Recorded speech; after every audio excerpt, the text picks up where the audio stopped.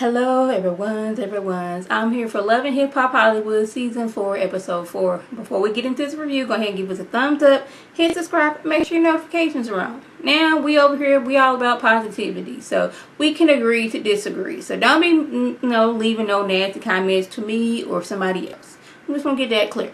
So, we got Brooke. She's still heartbroken that Marcus then lied to her yet again. So she runs to what I believe is the love of her life. She hasn't seen the signs yet because she's, still all up into Marcus. But she goes runs to Booby, let him know Marcus then lied yet again. I told you how he was married and then he said he wasn't married, but he turned out he was married. But now he's with some girl, Jade, and she had the audacity to be going around telling everybody that was her man.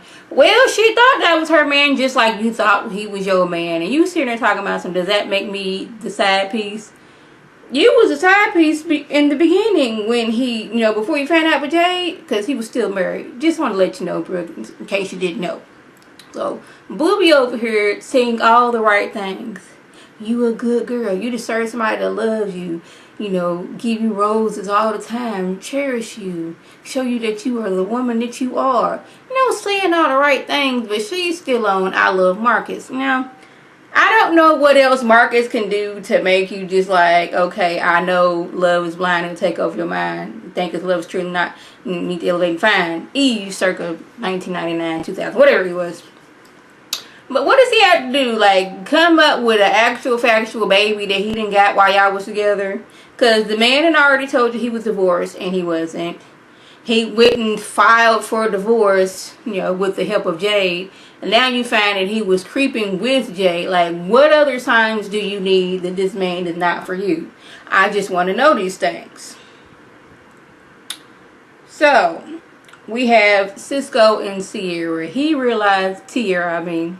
Tiara's, she's a lot different than what she was when she was in New York. Now in LA, she done changed. I was like, yes, that was a new, fresh relationship, Tiara. This is, we done been together a while, and I can show you my true colors, like, I am alcoholic. Now, how he doesn't see that she's alcoholic, I don't know, because, like, the last episode, she was slurring her words and wobbling and fobbling. Now, she's almost slurring her words and looked like a good feather would have knocked her over. So, he's telling her that he's there for her whenever she needs him. But she would rather, get to the bottom of a bottle than to talk out her problems with him. But, he said he done been through addiction before himself. That he knows what she's going through. That just talk to me, baby. I'm here for you when you need me. So, we got Solo and Alexis Scott. And I wasn't really going to talk about that. But I feel that if he was going to go with the half blonde eyebrow, half blonde mustache, and half blonde beard, he should have did it with the whole hair. Like, up here is all blonde. Now, if you was going to do, like, your eyebrows, mustache, and beard, it should have been, like, equal. I know either way it looks crazy, but, like, you was already doing it half right here. How come you couldn't just keep up with your hair?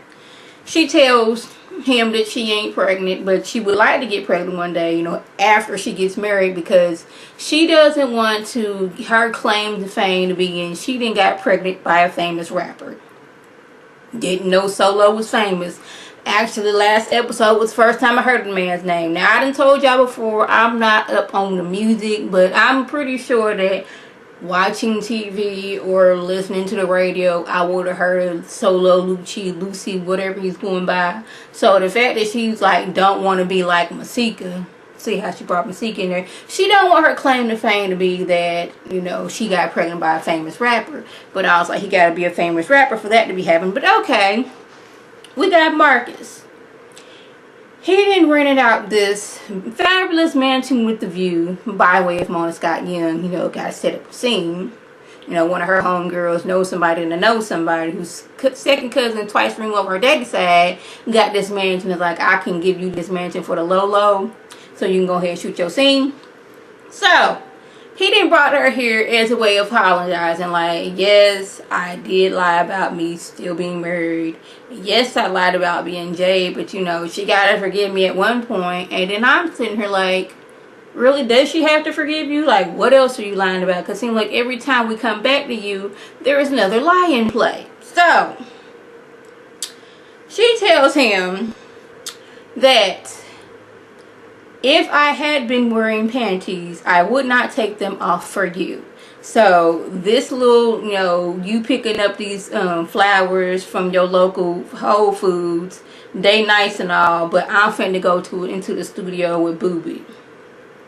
Early. This is supposed to make him upset that you going into the studio with Booby, who is not, he new into the, music business. And she said she gonna be making beautiful music with Booby, and she walks her tail off. I'm like, I would have said somebody else, but hey, whatever. Looking at my notes, hold on, it will be a second. Apologizing for that. So she goes to the studio with Booby. He's rapping. Wasn't the best if you ask me, but hey, I don't know music like that. I'm not saying that's not my cup of tea, but I don't know when people are good or not, because like last week I didn't think Hazel Lee was good, but Ray J and doggone it A1 was giving her all the praises. So maybe it's just me, but I didn't think he was that good. They was flowing back and forth, they looking deep into each other's eyes. And this is when the Sophia Petrillo got up in me. Now, if you don't know who Sophia Petrillo is, look her up. My mind went straight to picture it. Los Angeles, 2015, summerish, maybe late spring. Booby, he's distraught because his woman that he had been cheating on, Keisha Cole, has left and decided to be with Birdman. Brooke Valentine, her dude, was cheating on her, and they decided to hook up. No, it was a mistake, but they did it anyway, and now they didn't caught feelings for each other. But he can't fully be with her because he's still with Keisha Cole. Fast forward to late 2016, early 2017, and here they are together, ready to make this thing work. But she has respect for Keisha Cole not to cross that line. She says respect, I say fear, knowing that Keisha Cole will hurt you if you done got with somebody that she's with. Ask homegirl who finger she broke, and then she's getting sued for it.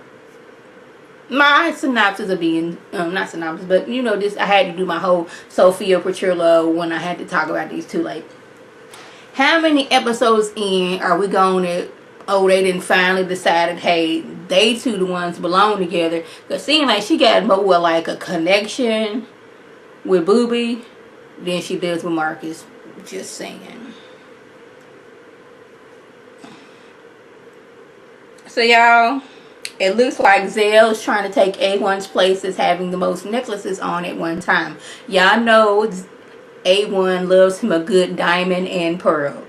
This is why For It's Rocks calls him Diamonds and Pearls. And I have to remember what his name is because that's what I want to call him. So he done got him a few, necklaces on, like, I'm going to show you I can out necklace you. So he meet up with his homegirl Keisha Cole. Now, he got to tell her everything that went on between him, Alexa Sky, and Masika. And she is sitting there looking like, boo, don't you have work to do? Ain't you, supposedly, so busy with your life? Why you got this stuff going on with you? But they didn't really talk about much, just him telling her to run down. But I just wanted to mention that A1, Zell's coming for your place is having the most necklaces on in one sitting. So we got Alexa Sky. She's doing a photo shoot with Miss Nikki, baby, and in walks Solo Lucy's mother of his child. Question: she flew all the way here to confront Alexa Sky. That's one.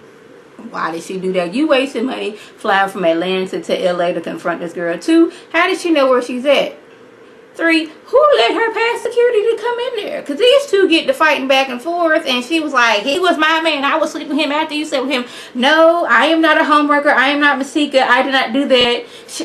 Sarah is the the baby mother's name. Stop saying that. He is not your man. He did not do that. I'm like, when did people who were not the actual castmate, like in main characters, get side storylines and bring other people on that we really don't care about? Why are we doing this, Mona Scott Young? Can you please tell me? So we got A1. Instead of, biting with the the agreement he and Lyrica had of not working with any, female clients, he decides to listen to his homeboys, Marcus and, half blonde, half, black eyebrows, mustache, and beard, Solo Lucy. So he goes to meet up with, Keisha Cole, and I'm like, okay, we didn't switch it up. We got on a pom-pom boa. You know them little pom-poms that be on certain hats, or they used to have them on the back of the socks back in the day. Why do we have a boa made of multiple of those, A1? Can somebody please tell me that? So he didn't found a loophole. They decided not to sign any females, but they ain't say nothing about working with females. I was like, okay, A1, technically you ain't, breaking an agreement that you made with your wife. But why are we listening to our homeboys and taking advice from them? Because you're not going home to them. You're going home to Lyrica, and you're going to get lit from her and her mama. So Cisco, being a non-addiction specialist, decides Tierra Marie's homegirls, they don't know what they talk about. They ain't trying to help Tierra Marie, but I'm gonna take her to this, medical place and get her the help she needs. And I was like, okay, we're going to this spa. Maybe they can do it like Casey and JoJo. They had this show in like 2010. Maybe 2011, maybe 2012. But anyway, they had this show called Casey and JoJo, like Coming Clean or Going Clean. Something like that, to where they took this, IV medicine to help them not drink. I was like, okay, Cisco, high five for you for trying to help Tierra with her alcoholism. Because that's what she has. She's an alcoholic. Can't tell me otherwise. But it wasn't something to make her not want to drink. If anything, she can drink now, but she's not going to be dehydrated. She's not going to be hungover. She's not going to be jet lagged. So I'm like, what did we accomplish? She's still going to be able to drink. I thought the whole point of her coming to this spa was to stop her from drinking, not being able to drink without being hungover and dehydrated and jet lagged. That didn't really make sense. But Tierra says she feels so much better after this one treatment, and that it is not her that has a problem with drinking, it is her friends. I'm like, you took that leap. Like, it's my friends around me that got me drinking, but they weren't there with you when you was drinking. And of course they could have told you, girl, you need to slow down being a good friend, but hey, they did. So now we have Masika's little makeup launch party. Now, Masika, I'm gonna tell you right here, this is where you made your mistake, because you invited Zell, and now we know, only watching this show, these few episodes, that Zell is extra.